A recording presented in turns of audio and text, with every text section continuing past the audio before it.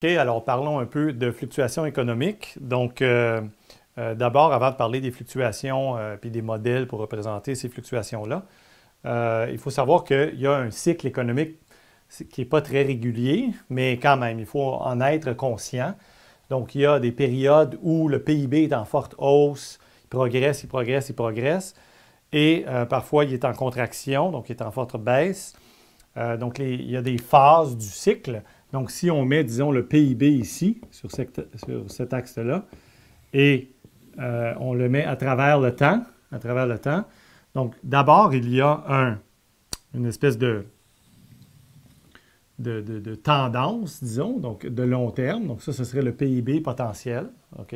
Donc, le PIB potentiel, c'est à long terme le nombre de travailleurs qui y travaillent et la productivité moyenne des travailleurs. Donc, s'il y a 50 travailleurs et que chacun produit un stylo feutre, disons un feutre comme ça, bien, le PIB, c'est 50 stylos.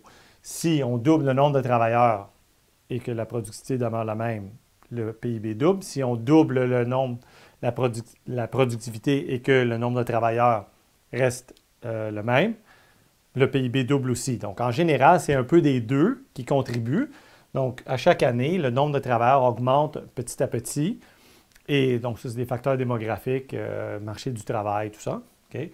Et la productivité aussi s'améliore tout le temps un petit peu. Donc, on est tout le temps un petit peu plus efficient d'année en année. On améliore nos techniques de production, la machinerie, la technologie, etc.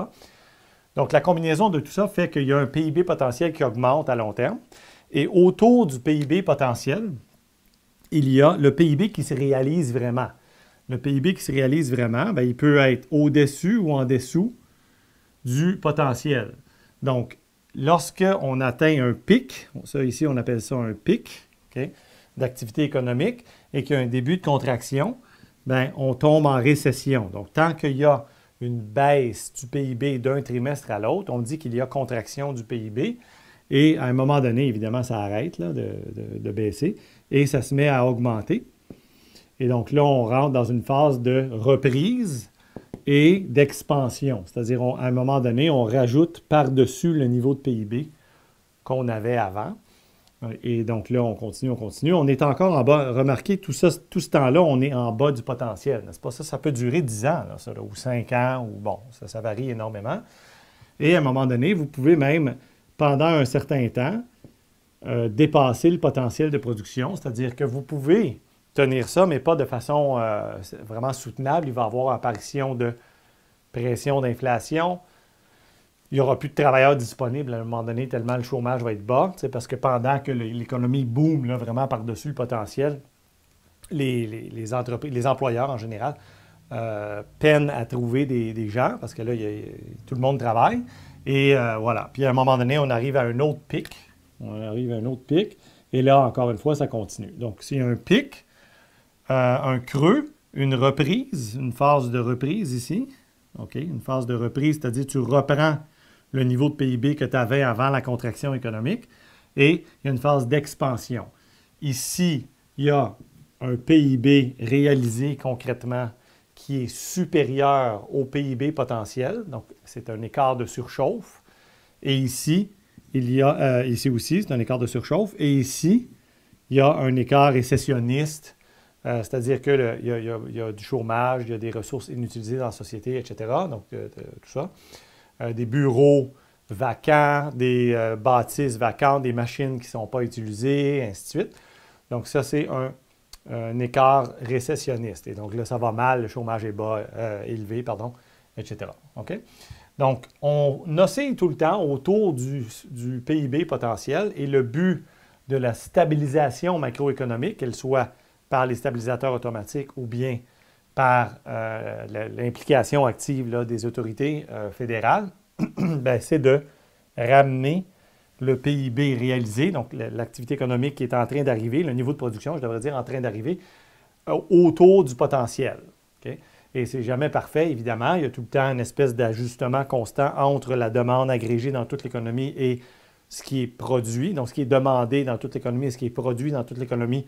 Il y a tout le temps un ajustement incessant entre les deux. Et donc, le niveau de production, c'est normal que ça fluctue un petit peu. Mais des fois, il y a vraiment des grosses fluctuations. Puis c'est ça qui fait les cycles économiques. OK? Donc, de façon classique, ce n'est pas toujours le cas. C'est pas toujours le cas. Il peut y avoir des chocs spéciaux, genre des catastrophes naturelles, un virus spécial qui fait plonger l'activité économique à cause de confinement généralisé, des trucs géopolitiques, de la guerre, tout ça, là, ça peut faire paniquer les gens et faire baisser le niveau de demande, de consommation, d'investissement et donc de production. Mais généralement, les récessions sont précédées d'une phase d'inflation.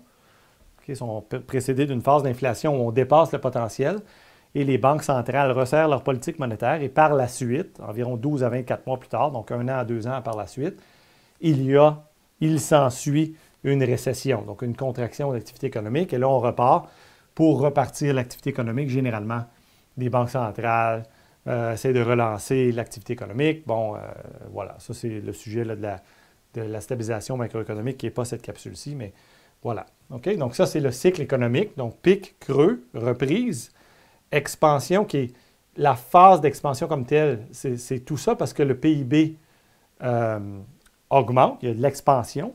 Donc de là à là, l'expansion, mais de là à là, c'est la phase de prospérité, c'est-à-dire on rajoute par-dessus le niveau de PIB d'avant. Donc pour une quantité fixe de population, là, si le PIB augmente, bien, le PIB par habitant augmente aussi nécessairement. Et voilà. Et donc là, bien, le tout fluctue à travers le temps vers le haut. Et c'est ça qui est le PIB potentiel, les cycles économiques autour du potentiel. Donc, il y a des périodes de crash, il y a des périodes de gros boom économique. Et voilà. Okay, donc, c'est le cycle économique. C'est aussi simple que ça.